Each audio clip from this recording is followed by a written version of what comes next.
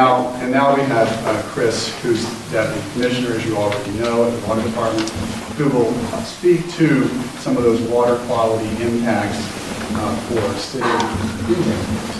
All right, I'll try to be as quick as I can so you guys can ask your questions later. I have a quick question. How many people live in the city that are here tonight? Okay. Oh, wow, okay. So just to reiterate what Sarah said, we have 325,000 people, 375,000 people that get their drinking water from the Schuylkill River, which is heavily influenced by the Wissahickon Creek based on where we pull the water from. Those people don't all live in the Wissahickon Creek watershed. We have another 1 million people that recreate in the Wissahickon Creek watershed that don't live all in the Wissahickon Creek watershed. So the question is, why is it important to Philadelphia? Well, a good portion of our population has either been recreating in the Wissahickon, or a good portion of our city is getting drinking water that is impacted by the quality of the Wissahickon. If I told you tonight that I did a Folgers taste test challenge, and actually said to you, how many people drank some of that tea and lemonade that was set up out there? How would you feel if I told you that I put the water that we used to make that part of it came from the Wissahickon Creek? How good would you feel about drinking that? Okay. Actually, I know you. So, all right. So, that's how we need to be about the Wissahickon Creek, because it does impact the water I drink, water my family drinks, water our relatives and friends and citizens drink. And, starting with a good quality product is the best way to make drinking water. Our goal in drinking water treatment is not to start with really unhealthy, unhappy water and make something good out of it. Our goal is to really try to make it start as good as possible and finish as best as possible. So, given that, I'm just going to give you some context as to how the Wissahickon measures up against other places. If we chose to go to the French Creek, which is the reference creek for impairment, how we look at impairment in the streams and around Philadelphia. And we look at the Wissahickon Creek at Ridge Avenue and Wissahickon Creek at Fort Washington, which is outside the city. What you'll see is a large portion of the way the flow works in that creek is cause of stormwater runoff, and very small portion is due to just baseflow. If you compare it to the French Creek, it's the actual opposite. So what this says is the Wissahickon Creek acts more like a pipe than it does a stream, basically is what it says. We do have this thing called algae. Algae is a normal thing. Algae's been around since dinosaurs. There's millions of types of algae. Some of them are actually good. We actually try to make biofuels with them, but some aren't so good. So when you're in Philadelphia and you get that like musty, wet dog smell to your water, where it smells like cucumber or something like that, that actually releases small amounts when algae die chemicals that make your water taste bad.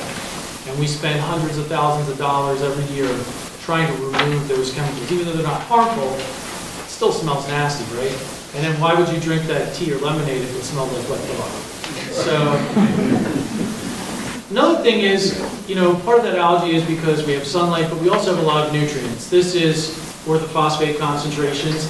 And though we've made significant improvements in Wissahickon and in many streams for phosphorus in the last several decades, we're still higher than where we need to be is what's designated healthy level if you went out to French Creek.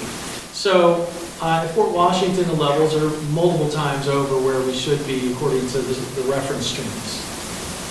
And also, imagine you were a fish or a bug living in the Wissahickon Creek, and I actually have to imagine that for my job. Imagine in this room if we turned on the air conditioning if you had to sit in this room for a day, we turned it on, got really cold, and then all of a sudden we turned it off and pumped the heat up, over the next 12 hours. That's what living in the Wissahickon Creek can be like if you're an organism living in the creek. It's either going to have too much oxygen where it's just going to be oversaturated, or because the algae is blooming and at night it respires, it's going to suck all the oxygen out. And when you're not having that happen, then it's raining and you're living in a tornado. So that's what it's like living in the creek if you're one of the critters there. It's not necessarily the best place to be. And in addition to that, many of you go in the creek with your kids and your dogs, and I get asked this question a lot. Is it safe? Well, we tell you to talk to your doctor. because the bacteria levels in the creek can be high at times. And especially when you look at after a rain event. When it rains, the levels can go from 100 to close to 10,000, 20,000, 30,000, 50,000 CFU. It's a bacteria called Permeated per 100 ml. And that's from stormwater runoff. And that's a problem. That's nearly the equivalent of what sewage is like in terms of bacteria levels. And so when you say to yourself, well, what's it like?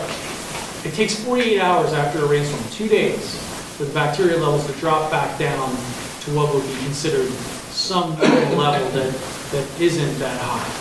So that doesn't make sense either. That's not really a good thing. And how can I feel good about making drinking water for you if every time it rains for 2 days, we know that we have to really make sure that we're on top of our game and we can't make any mistakes because the creek isn't giving us any room to work. And I think I'm going to finish up on that and hand it back off to our next guest. Chris, I just wanted to ask one question. Given that slide and the scale that we saw there, which is, what's the right term? Logarithmic? It's logarithmic, thank you. Magnitude quarters of 10. Yeah, I mean, I hope everybody noticed that scale. I mean, going from 100 on a normal day all the way up into the 100,000s. Can you just say a word or two about some of the sources or causes of that bacteria? I'm assuming that when you're talking about stormwater, some of this is over land, but talk about that just a bit. Well, many studies have shown that there's very high levels of bacteria in stormwater runoff, and mainly it can come from a variety of things. Studies by USGS have shown that in different urban streams, up to a quarter or a third of that can just be from pets and from wildlife. And we actually have been doing some really interesting projects looking at DNA fingerprinting of the pathogens in the Wissahickon Creek to try to understand where that bacteria is coming from. We do have a lot of deer, we do have a lot of geese, we do have a lot of other animals, we have a lot of people that don't clean up after the pets. But we also do have issues where there are people have their house connected and you may not even know it, where your stormwater drain and your sanitary lateral drain are not connected properly, and when it rains, it's washing sewage out in the creek and you don't even know it. And so, in some cities and in some communities, up to 10% of the connections in a community can be these defective lateral connections, which can add to the bacteria. Thank you, Chris.